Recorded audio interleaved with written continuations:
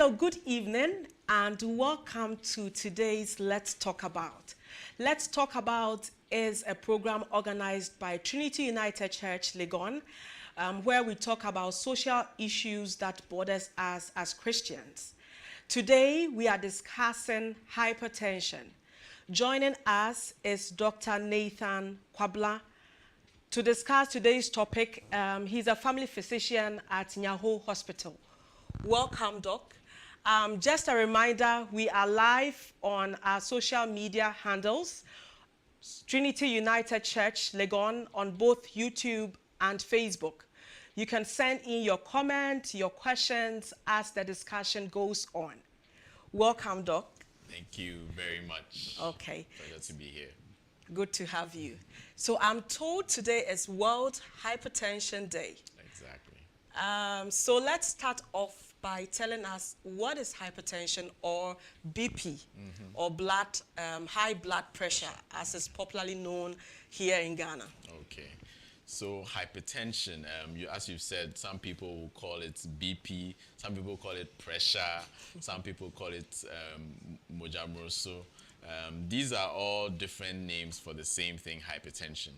And hypertension is when the pressure with which blood is flowing through your veins, your arteries and veins, is higher than it's supposed to be. So for instance, let's look at, your taps at home. And when you open the tap, the water comes out with a certain amount of force. Sometimes it's very little. If you have an electric pump, it's very forceful.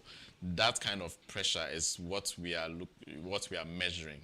And we have what is ideal for everyone, or for most people to have, or a range for which most people should have concerning their blood pressure. And when this pressure is more than what it should be, that is when we'll call it high blood pressure or hypertension. The description you just gave using the water pipe makes it a bit scary, because we see how sometimes the pressure from the water can just cause the pipes to burst. To burst, yeah. So, I mean, that's a vivid, scary description of what high blood pressure is about. So what happens on World Hypertension Day? Why is it celebrated? So World Hypertension Day, which is the 17th of May, has been crafted to bring a lot of awareness and also draw attention to hypertension. To draw people's attention to hypertension and help people know that they need to check, help people know that they need to get screened, get treated, and do the right things to help prevent it in the first place. Hypertension has such a high burden, around the world.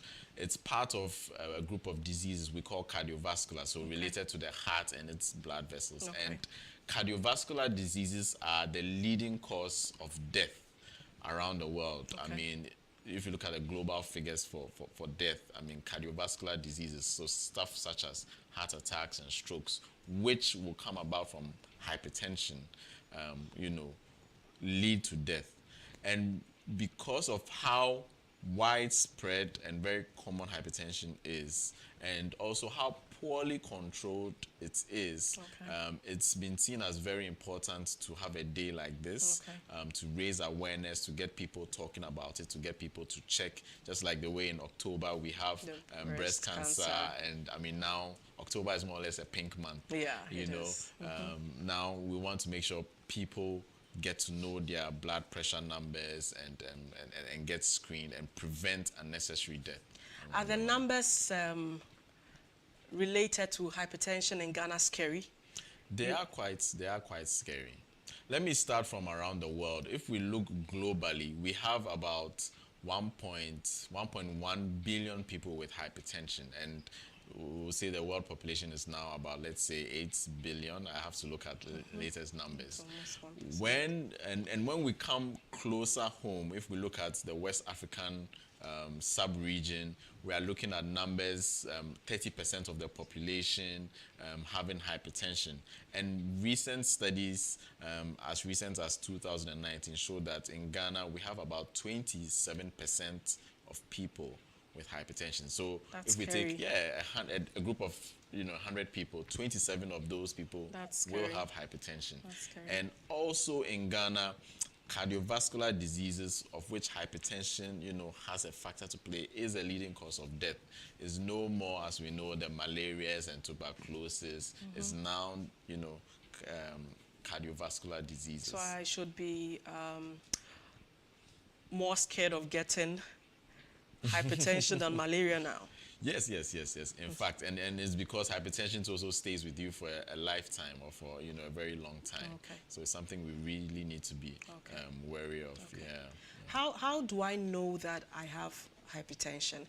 So I wake up one day and sometimes you just feel some palpitations and then you feel, in truth, I'm told most of us do not even know where our hearts are located. Yeah. And so you think your heart is beating faster than usual. Okay. And you already think that you're going to get some heart attack or something. Yeah. What are the basic things that I should look out for that should give me let me run and check if I have a high blood pressure? High blood pressure. Okay, that's a very important start. Now, when you have the palpitations, or if there's any sign at all, just to even make it very vivid, at that time, it's probably even too late. Oh, wow. Yeah, that's how serious hypertension is. Okay, let me step back a little bit.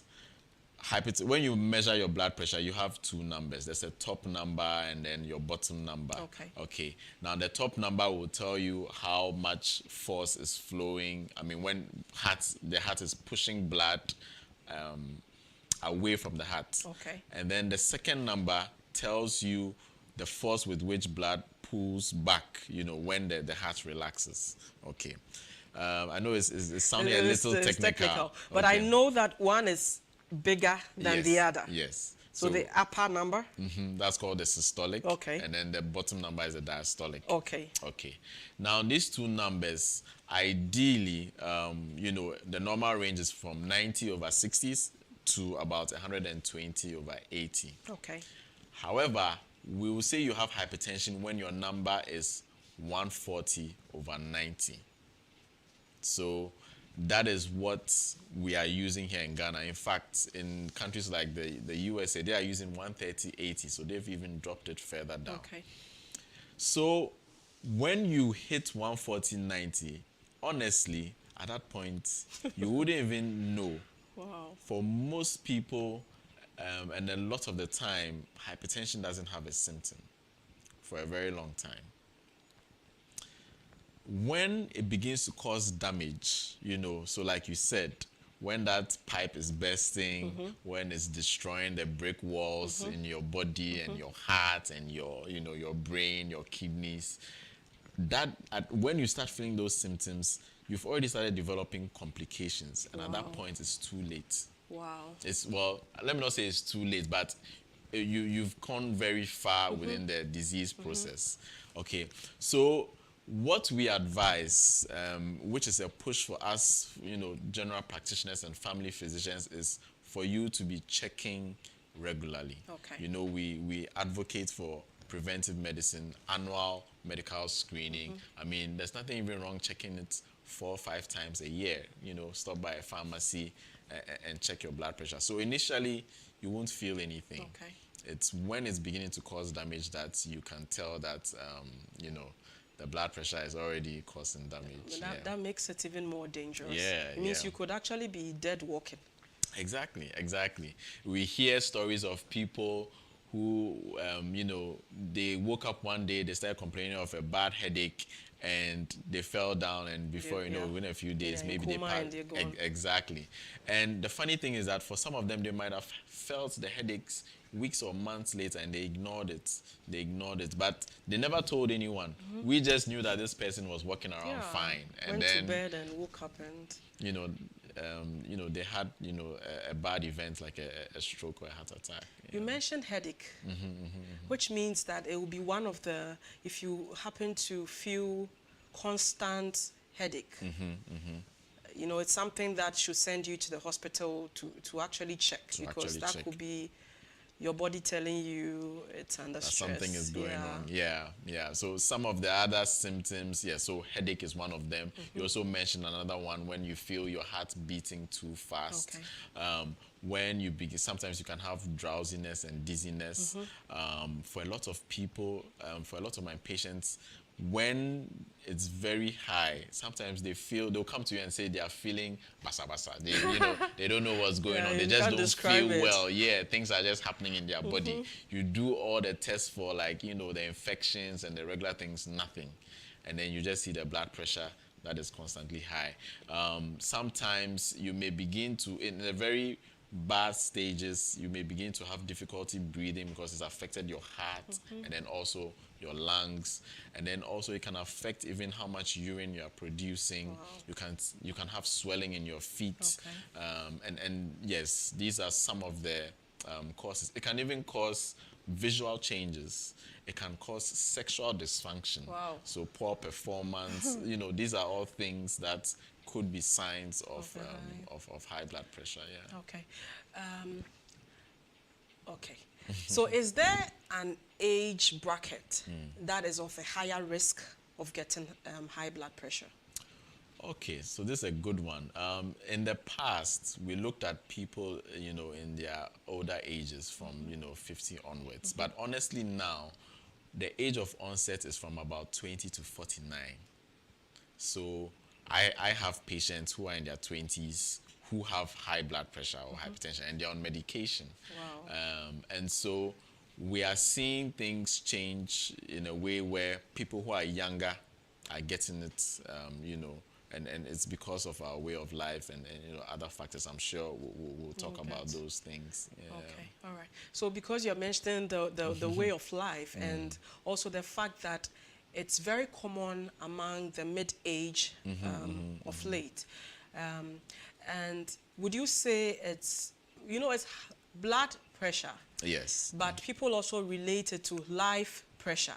So I don't know how true that is, or what's the link between the pressures of our recent life and being eventually diagnosed of high blood pressure. Is there a link? So that I say I'm under pressure, like work pressure. We say that a lot. Yeah. And anytime somebody has that, be like, of late it's amongst the youth because of the hectic life pressures and all that. Is that really true? Yes, I like that statement. The life pressures and connection to blood pressure. Yeah, that's a good line. But yes, there's a very strong link to that. Now, life pressures or stressful situations will definitely cause your blood pressure to go up. This is because it sort of sends your body a signal that you are in a stressful situation. Okay. And then your body starts producing all these hormones to sort of put you in a mood to either fight or run away. Okay. And so that's kind of like putting you in a state of readiness to do something active. That makes your heart beat faster. Okay. That causes tension in the blood vessels to be even more. And so yes, life stresses, stressful situations, and even your mental health. When you have a lot of anxiety, when you are worried about a lot of things, all these things will contribute to your blood pressure. People in very stressful situations, it can be from family. I have a lot of corporate workers, people who are working in the banks are closing very late. They have all these high targets, and then you have the family to take care of. Your budget at home too is not budgeting. There's pressure from all sorts of social, exactly. The weekends you're at all sorts of events. Just being in Ghana is pressure. It's stressful. The money situation now too is adding to it. So yes, life stresses are a big contribution to hypertension. Okay. Yeah. So knowing this, that life stresses on its own influence, you getting, possibility of you getting a high blood pressure. Yeah. What do you think we can do actually to reduce, to a lower margin, our risk factor based on the fact that we already know that life is stressful? Okay. So what do I do to reduce the factor, the risk factor? Okay. So let's look at it this way. We have two groups of risk factors. Okay. There's one group where you can't do anything about it. Okay. You have certain characteristics or traits that you were born with. Okay. you can't do anything about. And then we have the other things that you can't do. So first of all, the things that you can't do anything about, first of all, is your ethnicity. Okay. And this will maybe tie in more with the Western world, where if you are of the African American race or African lineage, you are at a higher chance of developing high blood pressure. Okay. If you are also a male or a man, you also have a higher risk. In fact, 1 in 4 men have hypertension. This And this is sad. a figure from WHO. This is sad. Yeah, very, very sad. So 4 out of 4 Wow. men, 1 of them would have hypertension. The other thing too is if you have a family history of hypertension, that also puts you at risk. Okay. And these are the things you can't do, the non-modifiable risk factors. Now let's look at the things that you can do something about. Okay. First of all, let's look at your diet. Having a good diet, low in fats, but also salt is very critical. So a low salt diet helps to reduce your chances of developing hypertension. And even if you have hypertension, reducing your salt will help to bring down your numbers. Okay. Now, obesity is another big factor. Obesity, so more or less, the bigger you are for your height, the higher the likelihood of you developing hypertension. So losing weight can help to reduce your chances. Okay. And I've seen this a lot of times too. Okay. Also, physical activity. When we talk about physical activity, a lot of us, we sit in our cars, we drive to work, we go to work, we are Elevator. sitting, you take the elevator, lunchtime, you just sit at your desk, you won't take a walk, if you send somebody else to go and deliver that buy paper, we are not active, and then we are also not exercising. So increasing your physical activity helps to reduce your chances of hypertension. Same thing, also important is alcohol consumption. Okay. Reducing your alcohol consumption helps to reduce your chances of developing hypertension. Okay. And then, as we discussed earlier as well, the stressful life situations. You need to be able to find ways of de-stressing and finding ways to take things off your mind. Sometimes it may even need you to seek therapy with a psychologist, or finding a group of friends who can help you relax, or finding music, learning to meditate, even prayer and exercise all helps to take care of stress. Okay. Yeah. So you mentioned obesity. Okay. And so there is this, I don't know if it's a myth, that most people that are overweight, so are likely to find hypertension with people who are overweight. Do we not have people who are underweight or within normal body, and have hypertension? Oh, yeah, it's very, And it's very, not hereditary. and it's not, yes, it's very, very common. Okay.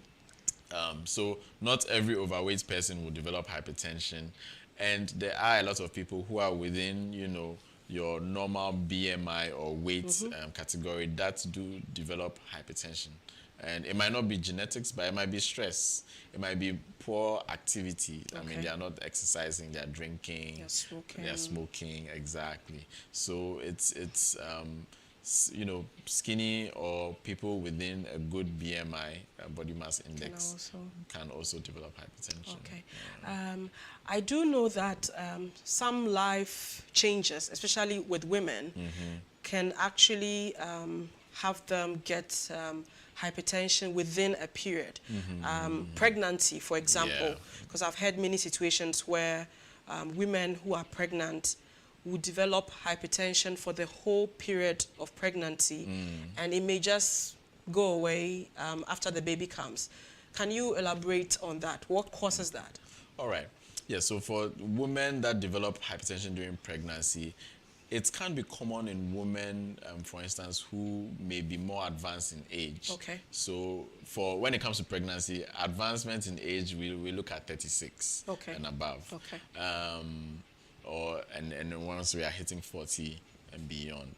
Also, if your lifestyle before, you were probably not exercising as much, same kind of risk factors, exercising as much, and then if you also are obese before getting pregnant, it can increase your chances.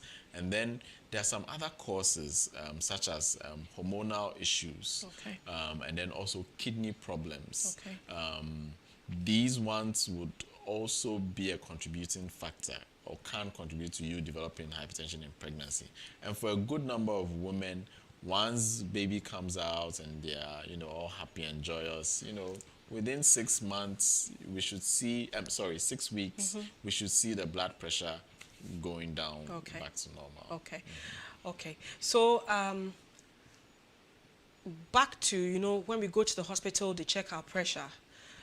Are there situations where, due to a particular temporary situation, so for example, you are mourning, something dramatic happens in your life, and so you go to the hospital and they check and your pressure is all up there, do they immediately put you on medication, or there needs to be a period of monitoring of your blood pressure before a doctor can medically declare you as someone that needs to be constantly on medication? Okay. Yes. This is also a very interesting question, and I get a lot of people who come. They come in, they don't even want to start medication when you think is best for them. But yes. What informs our decision to start a certain line of treatment would depend on a number of things. Okay. But we have what we call guidelines. So Ghana, we have guidelines for hypertension treatment. The WHO has guidelines. Now, depending on your blood pressure when you come in, or when you are diagnosed with hypertension, that blood pressure, and then also other risk factors you may have, such as, are you obese? Okay. What's your cholesterol? And then also we look at what is the likelihood of you adopting lifestyle changes to bring down this blood pressure. Okay. We take all these things into consideration before deciding whether you should start antihypertensives or not, or the medicine. But our guidelines, and then also what we've seen over the years has taught us that for some people, when they're coming at very high levels, most likely they've been high, for a good long while. And then now it's so high that even if they adopt some changes, when it comes down, it will still be high. Okay. So at some levels, we still need to start medication almost immediately. Okay. We may not wait for you to go and check your blood pressure for 1 week, come back with the numbers for us to discuss. No. So the numbers will advise us. Your comorbidities or other medical conditions would also advise us. And then we also believe in having a patient-physician or patient-provider partnership, where we can both agree on what we want to do. So some of my patients will tell me, Doc, even though you're saying I should start medicine, I won't start. I don't want to do it. So give me 2-3 months. We can come to a certain agreement if we think it's medically advisable, and you can go and start exercising, watching your diet, and then you come back. What we agreed on, and then what you're able to achieve within that time period will now tell us, okay, now are you ready? Or I will say, okay, I think you can do this. So continue, and we keep monitoring with lifestyle changes. Isn't it interesting that a patient comes and the doctor thinks he has a condition and you need to negotiate? So why do you think, because I've heard this several times, whenever it comes to taking any medication that gives the impression that it's going to be like forever, a lot of people tend to run away from it. Is that what happens in your consulting room? Why do you think they refuse? Because I know people, you actually give it to them and they don't take it. What is the main issue? Because this is something that you know, and you know what will happen if you do not take it. But a lot of people just do not want to take it. Why do you think this is so? So for a lot of people, it has to do with perceptions. Perceptions. Now, there's a perception that once you are taking a lifelong medication, it's like you are sick for life, and you are not like part of, you know, the normal population in a way. So it's like they don't want to think that they are always sick and always be taking medication. The and then there's also a fear of what the medications can do to you. There are some misconceptions, there are some truths to what medicines can do to you, the side effects, and you know, a lot of people and a lot of men worry about their sexual function. I was just going to say that. I was seeing your smile. Do not touch them. Yeah. Exactly. And the funny thing too is that if you don't control the high blood pressure, it can also affect, you know, your sexual... choose the better of the two. Exactly. So that's another thing. And then also people want to also go and try alternative medicine. So herbal or other, you know, alternative medicine practices before they come, because they believe that the medication we are giving them is more or less a foreign thing, and they will prefer maybe a natural source of healing rather than taking, you know, foreign materials into their body. So these are some of the misconceptions. Some people too also just don't believe it, you know, and there's sometimes a sense of you know, denial and believing that you can't get a disease like this. It might even border on the fact of on the face of faith. You know, I can't get disease because I'm a child of God, and you know, I reject it. Oh yes, it's definitely true. But God also has provided wisdom, you know, to be able to take care of such things. You know, I think some of the shock will come from when you actually do all the, you know, you eat well. Imagine you're someone that is on a strict diet, like you eat all the veggies, you exercise, you're doing everything, you know, properly. And then the doctor tells you you have high blood pressure. I mean, you will not, you'll probably just blame it on some devil somewhere in your village, you know, who is trying to do you in, you know. Speaking of the herbal and alternative medicine, do they work? Do they have, so I come to you in January and I tell you that, I mean, you check me and you see that I have high blood pressure and I need to be treated. And I decide to go and try some alternatives. There are a lot of things people do. People boil a whole lot of, I mean, there are some of them that look reasonable, like some fruits, the skin of some fruits, and some of spices that they would rather try and, you know, take that in. Has there been a situation where someone has come and has decided to go and try these alternatives and come back, and they came back worse? Oh yes. We've had both sides. We have people who, yes, they want to go and try it, and they go and try something. As you are saying, people have some herbs, roots. They want to do their own mixtures, and you know, the thing is, you don't know how much of what you need to take to control your blood pressure. And so they go and try this, it's not working, and before you know it, they come back with a stroke or a heart attack or kidney issues. Yes, you know, some of these herbal things might also destroy the kidneys. It might affect the liver. And so this tends to happen quite often, okay? But it's also not to say that we don't have alternative medicine that can help with high blood pressure. In fact, yes, there are. I'm not herbal medicine practitioner, but when we have centers like what we have at Mampong, our research center there producing research natural solutions, you know you can depend on some of these ones for proper cure. They've been researched, they've been tested, they know how much of so and so you need to take, you know, to bring it down. And so yes, there are helpful herbal solutions or alternative medicine solutions, but not just to go and take it. Go and do your own, be your own home doctor and mix some things. I've had some people take a certain local, you know, food, drink, make it into tea every day, and before you know it, after about 4 days, they come back and their pressure had dropped so low that it was even becoming very dangerous for them. So a lot of these things have to be taken with a lot of direction and guidance, you know, to be able to do the right thing. So once a doctor made a statement which I found interesting. So he said, so a patient does not want to take the medication. Okay. And then he said, okay, I think there are different numbers or sizes to the medication. He said, I'll start you off on the minimum. Okay.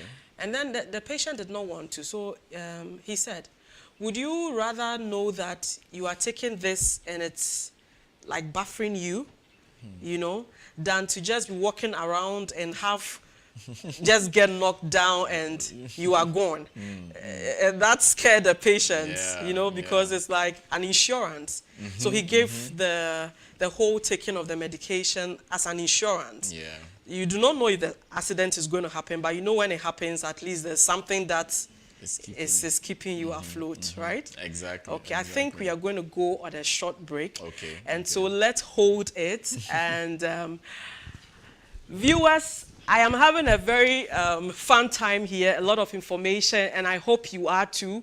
We are going to go on a very short break. Remember to follow us on our social media handles, on YouTube, on Facebook, Trinity United Church. Also, remember to leave your comments. I am very sure that you have so many questions, more than I do. And so put your questions, put your comments, and once we are back, we will take them all. Stay glued and share.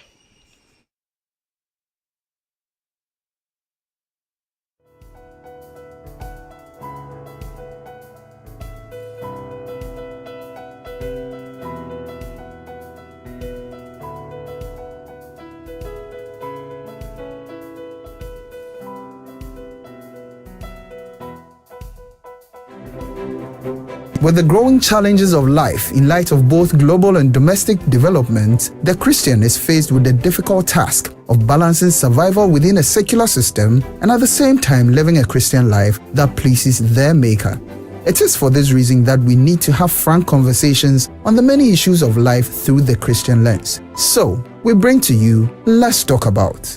On Let's Talk About, we talk about health, career, dating, marriage, family, divorce, politics, finance, and all the issues of life that the Christian is confronted with on a daily basis.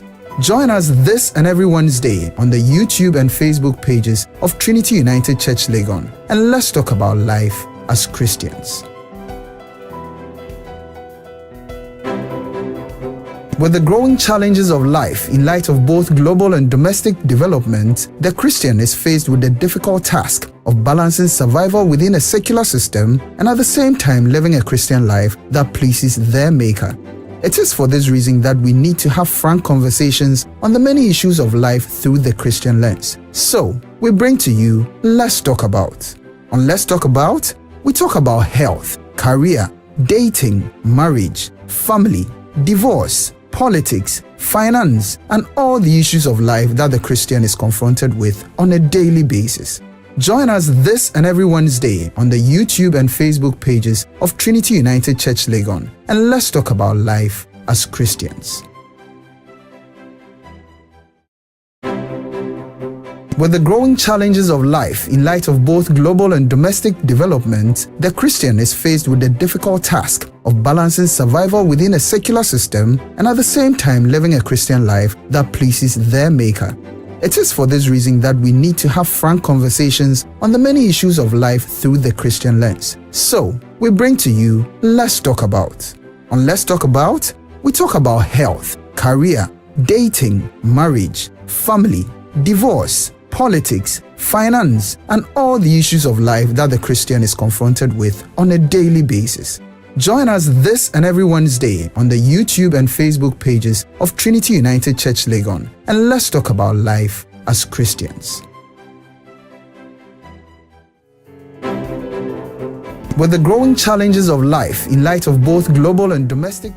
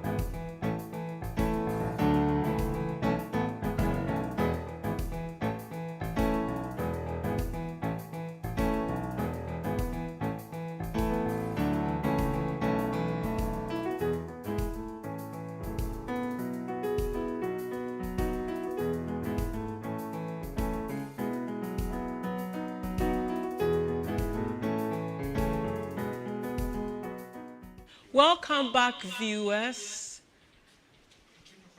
We are back here talking about hypertension with Dr. Nathan Kwabla, a medical doctor from Yahoo Medical Center.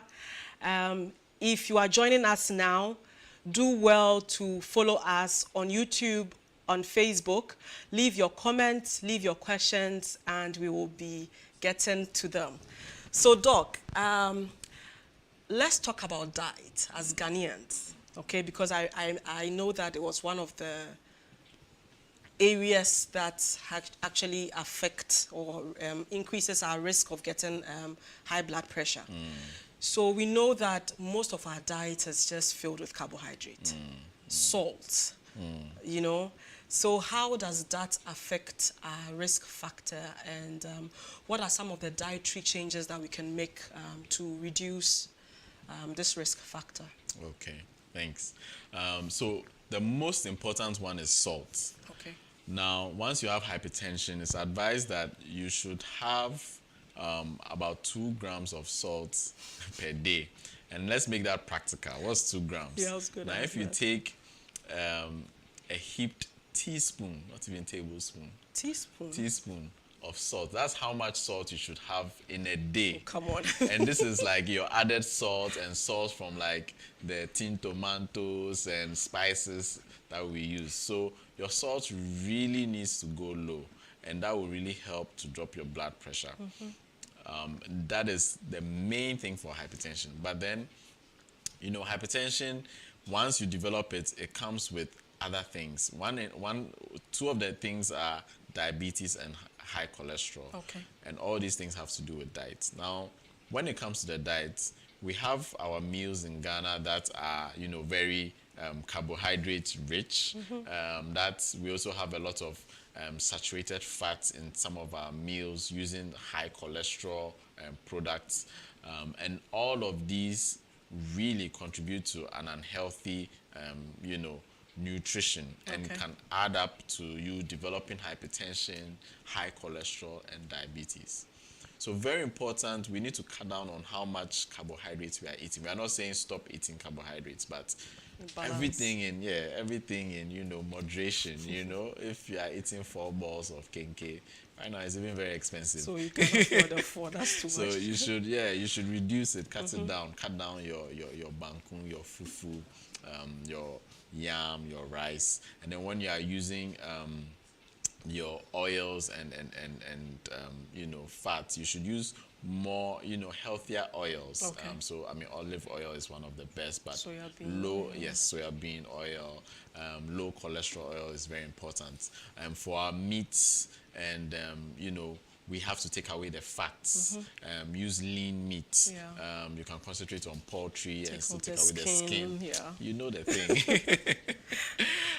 You should also, very, very important, stay away from a lot of processed foods, because they have a lot of the salts and additional, you know, elements. Yeah. And then that also feeds into our junk food and fast food life that we are doing these days. You know, before you know it, you're at this joint and this place ordering this chicken and this fries, and it's all adding up. We really need to cut down on those things. Yeah. To I make think us eating healthier. out in general, because you're talking about salt, and it just came to mind. Is it monosodium?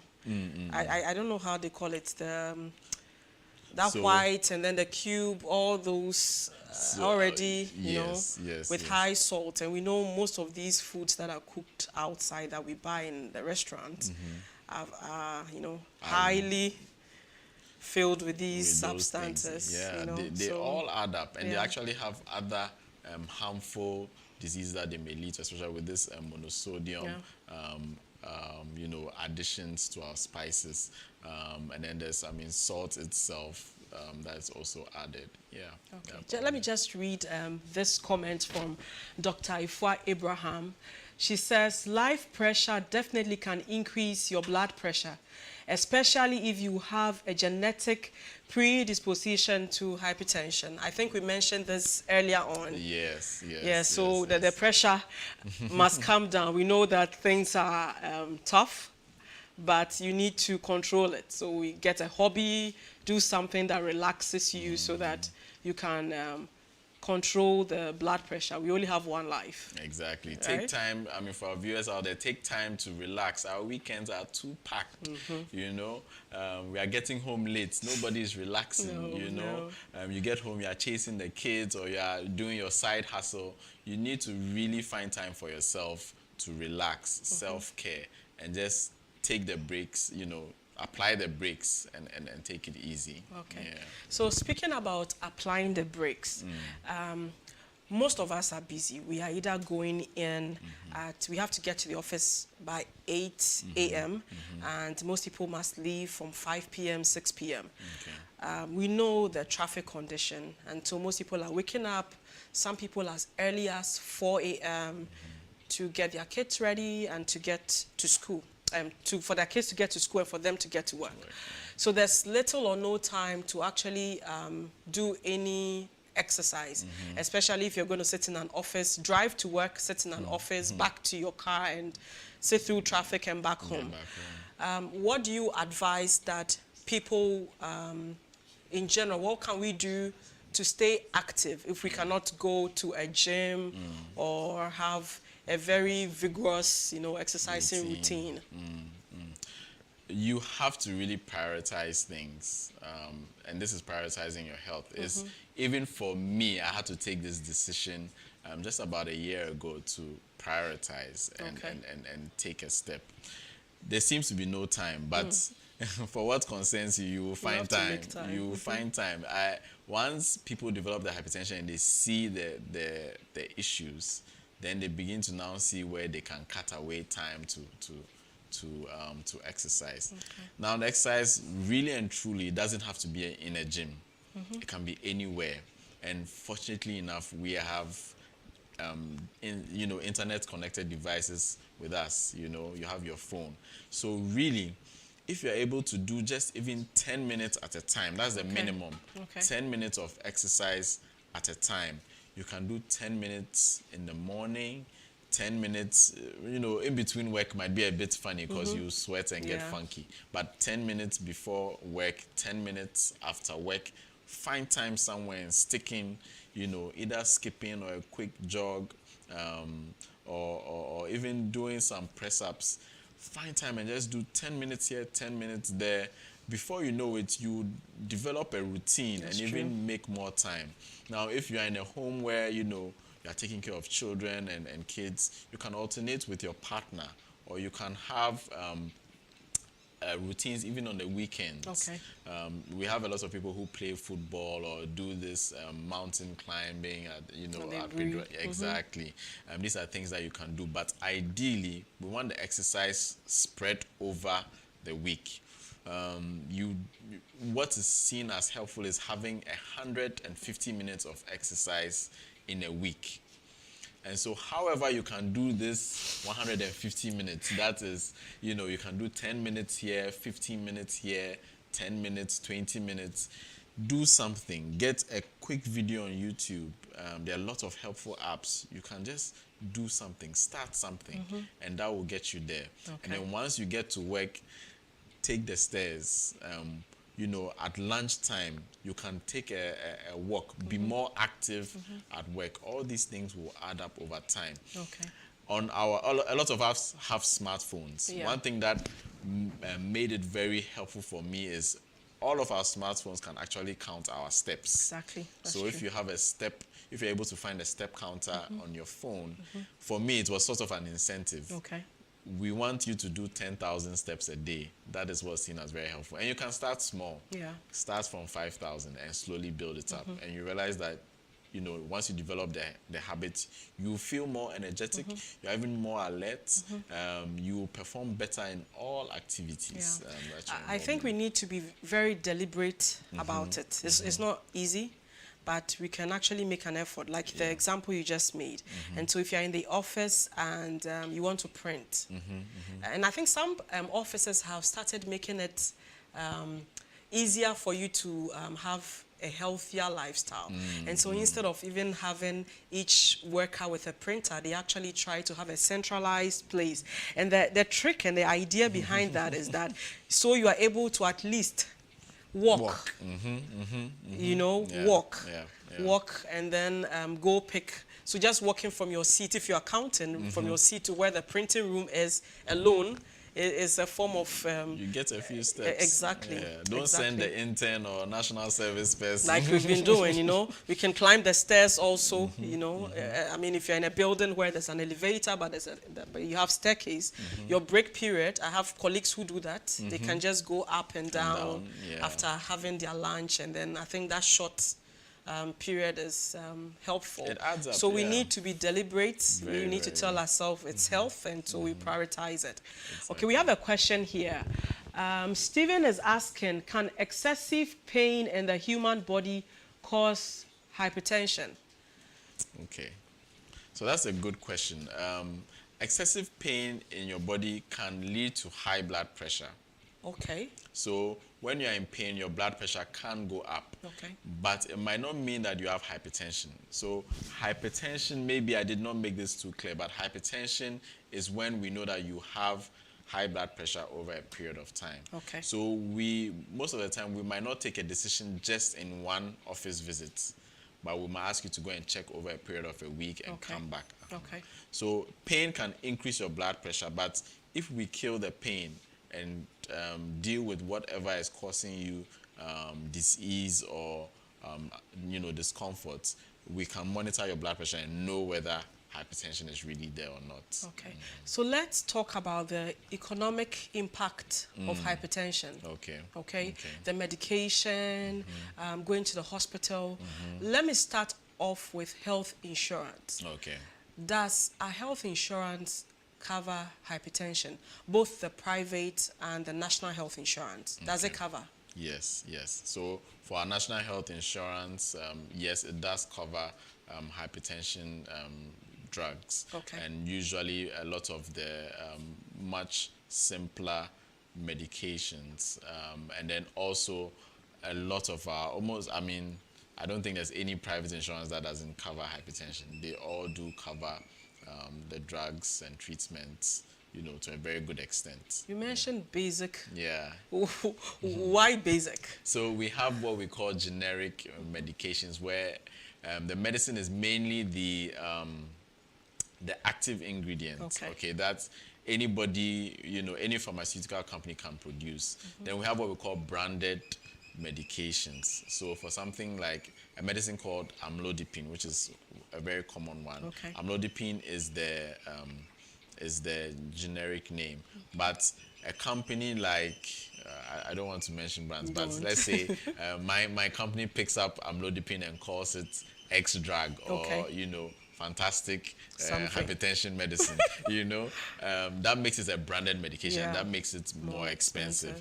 But our national health insurance will most likely cover the generics, the generic medications more than the branded medications. It means that if you're on national health insurance, you should not probably be saying you cannot afford the basic medication, and so that's the reason why you are not taking or going to check, because you don't have maybe money to pay for the drugs. I think that's a good thing to know. Yes, in the ideal situation, that's the way that's it should the be. way it should be. Exactly. Oh, I like the word ideal situation. Okay, we have another comment coming from Dr. Ifua Abraham. Some studies show a rise in blood pressure in people migrating from the relatively peaceful rural areas to the urban areas, where they come under a lot of more stress and pressure. I think this is also boils down to the pressures of life, right? Yes. There's so much peace in the rural area. There's so much peace. Yeah. I mean, thank you, Dr. Ifua Abrahams, and that's a very important point. I mean, I even remember a point where I spent a few months in a more rural setting, and it was so peaceful. I learned how to take afternoon naps again, and that's where I actually even started exercising. And when I came back into the urban setting, I had to find time. So over there, I could exercise late afternoon and, take a walk. The air is wonderful. I didn't have to walk to work, you didn't have to worry about a lot of things. But once you come into the urban setting, you are jumping into that trotro. You have to get to work at a certain time and close so late. And, it's more expensive even living in urban settings. So you have to make more money, so you have to get a side hustle to close that circle. Everybody It has a makes it- side hustle. Yeah. Not a joke of people saying they will send a message to their friend's phone of late, and once the message goes, they tell you, welcome to XYZ business. You know? We are dealers in, everybody. And then they flood you with all the pictures of Yeah, the you hustle know, is their real. products. Hustle is Yeah. real. Anyway, there's a question here. Let's take that. Doc, if you check your blood pressure and it's 140/90, some people say it's normal according to your age, especially above 60 years. Please, how true is it? Okay. Wow, another very good question. Yeah. So what I would, for those who are within that age range, 140 to 90, and yes, when you are older, sometimes we allow a certain, there's a certain allowance, but we strictly like to keep to the 140/90. Okay. But it's just when you're hypertensive or when you're on medication, the range with which we would like you to be might be slightly higher for people who are older. So we might not drop their blood pressures so much. But, at the age of 60, once your blood pressure is going up, we would still want, once you're hitting 140/90, we have to take measures to bring it down. Okay. Yeah. Okay. So this interesting question, does it happen often that people graduate from taking their hypertension medication, and so you started off and you were consistent? Does hypertension go away? Okay. Another very common question in the consulting room. My patients will ask, can I stop? Will I ever stop taking this medication? The honest truth is that most of the time, this is lifelong medication. Okay. 90% of hypertension cases are, we don't know, we can't have one particular cause, and it's multifactorial, so different things are contributing to it. And for most of them, they might be on medication for a long time. Okay. A very small percentage, yes, we might be able to take them off and then they'll be well controlled. Okay. Then we have, secondary causes of hypertension, where it might be your kidneys or hormones, or your blood vessels. And if those situations can be solved or, taken care of, you will not necessarily need blood pressure medication again if your blood pressures are well controlled. Okay. But I will like to tell our viewers out there that a lot of people like to take those decisions into their own hands. You take the medication and then you see that, the blood pressure is, is cool, you are coasting. Then you yourself, you stop. Before you realize, it starts coming back up, and then we have a bad incident like a stroke or a heart attack. So always please collaborate with your medical provider to take that advice. Okay. So do you advise that those who can afford it actually buy the machine so they have it like at home and continuously check, especially if you're already diagnosed of hypertension? Yes, I think that's a very important thing, an important step for anyone who can afford it. Yeah, a It's good very investment. important. Yes, exactly. Even if you don't have hypertension, you can buy one and keep in your house and be checking, because that's your way of also monitoring yourself as well. Okay. Yeah. Another comment coming from Dr. Foy Abrahams. I guess there are several reasons people refuse to take the drugs. Some people think the drugs are not natural and will harm them eventually. Then there is the cost. Yeah. I think we spoke about that in the first half, where we talked about some of the effects, some being myths and some being truth. Exactly. But we did not mention some of the scientifically proven effect of taking the hypertension medication. Okay, you mean like side effects? Yeah, the side effects. Okay, yes. So for some of the medications, some of them can cause, some of them can cause headaches. Some of them may lead to swelling in your feet. Okay. For some of them, it could lead to, coughing.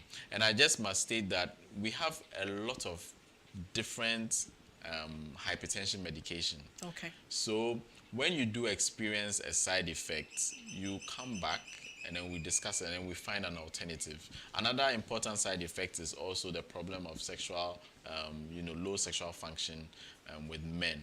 Yes, some of the medication can lead to that. And But that's a drastic, like, no, I don't think that happens like immediately. No, So over a period of time. Yes, over a period of time. I don't want the men to get scared, so they don't take their medicine. Exactly. They shouldn't get scared at all. And if they do recognize that, please come and talk to us. We will definitely find an alternative. Not all the medications do cause that. And so we can find an alternative to help you control your blood pressure, and then for you to also have a healthier, happier sexual life as well. Okay. Yeah. So I know that depending on how, I don't know if it's how high, but there are dosage that you give, okay? Sometimes people graduate. They start off small and I don't know, for whatever reason, they keep increasing it. But I've heard of situations where people have been given overdose. So they take their medication and they start feeling unwell. And that has happened because I know of a situation where I think that the pressure machine that was being used was not reading the pressure correctly. Because I know there's this manual where sometimes they say your arm is too big, so it doesn't really give the correct or the accurate numbers. And the doctor was, medicating the patient, so the pressure was not as high as the machine was saying, and the person was actually getting sick. Wow. So they get drowsy, and especially for the older, our parents, so what happens? How is that monitored? Okay. When do you decide that you are at 5, for example, you should go to 10 or 15 or 20? Okay. So when you do come in, depending on your blood pressure, we start you on a certain dose. And ideally, we should give you time to monitor. So we would ask you to measure your blood pressure every day, come back with the numbers. Or even when you come back, usually we might give you 2 weeks or a month's time to come back for us to see the effects. Okay. Now, if the blood pressure hasn't dropped well enough, we can increase it, or we can even add on. We can add on to as much as 4 or 5 different types of medication. Okay. But we have to keep monitoring. But you've also brought up a very important aspect, which is the theme for this year's World Hypertension Day. I didn't know. Which is, yes, measuring your blood pressure accurately. Good. There are a few steps that you need to make sure you do. So can I go over? Yeah, go ahead. Yes. It'll be good to know. So first of all, 30 minutes before you check your blood pressure, you should have stayed away from any sort of exercise or stimulants and smoking. So no caffeine products, Coca-Cola, energy drinks, and those kinds of things. 30 minutes before you check your blood pressure. You can't check your blood pressure 30 minutes after having sex. Not ideally. Okay. Yes. Oh, well, no, it should be after 30 minutes. After 30 minutes. So okay. Yes, good. you So can. not immediately and Not you decide to immediately check. after. No. I'm sure by that That's time. also part of the activities. Exactly. Now, once you get to check your blood pressure, you should sit in a chair with a back that supports your back. Okay. Your feet, both feet should be on the floor. You shouldn't cross them. Okay. You should also rest for 5 minutes. Okay. Then your arm has to be outstretched and supported at the level of the heart. You mentioned something. A lot of people don't know where our heart is. Yeah. That is within this area. Okay. So your arm needs to be at the level of the heart for the measurement. And then what you also mentioned, that what they were using to measure the blood pressure was not adequate. So what we call the cuff, the thing, the part that wraps around the arm. We have people who are, quite heavy, so their arms are, much thicker, and they might get high blood pressures. Now, it's advisable that the cuff has to be adequate for your size. And when you look at some of the cuffs, they have the indications there. The measurement of your the width around your arm would determine if that is the right size. So you see a cuff size with 42 centimeters of arm width. So you can check these things to make sure the cuff is correct. And so once you do that, you measure your blood pressure. We advise that you can measure it 2 or 3 times and then take the average of those two. Whilst you are taking it, you shouldn't talk. You should be still. And yes, these are the main things that you need to do. And then also measuring in both arms also helps to give you a very good idea. So measuring it accurately also gives us a better understanding of where And you helps to medicate properly. are. Exactly. All right. There's a question from Kofi. Kofi wants to know what type of food helps to lower blood pressure. Okay, wonderful. So, Kofi, we mentioned that it's important for you to be able to reduce the amount of salt in your diet. For hypertension, the salt in your diet is the most important thing. And we said 2 grams of salt, which is a tablespoon, a teaspoon full of salt is what you should take in a day. Yes, to be able to reduce your blood pressure. So that is the best thing. And then we look at other healthy diet options such as reducing your fat intake, reducing how much carbohydrates you are taking, reduce processed foods and junk food, and having more fruits and vegetables generally would help you improve your blood pressure. Okay. So, Dr. Nathan, yes, we are almost getting to the end of today's session. And so I would want you to give our viewers your last words. Okay. If they do not remember anything today, what would you have them remember about hypertension? Okay. What I'd like to tell our viewers out there is that for hypertension, it's not a scary condition. It's something that can be easily dealt with, and you can live a long, healthy life with it and, live to your maximum. Most importantly, please let us know our numbers. And when I say numbers, your blood pressure numbers. And when you do get checked, come and talk to us. And remember that we are your friends and we are partners in getting healthier lives. So know your numbers, get screened, and let's have a conversation about your blood pressure. Thank you so much. So viewers, it's been another interesting time here at Let's Talk About. We want to say a very big thank you to our guest, Dr. Nathan, who is a family physician at Nyaho Medical Center. Join us same time next week for another interesting and engaging topic. I have been your host today, and my name is Edinam Ejeisika. Have a good evening.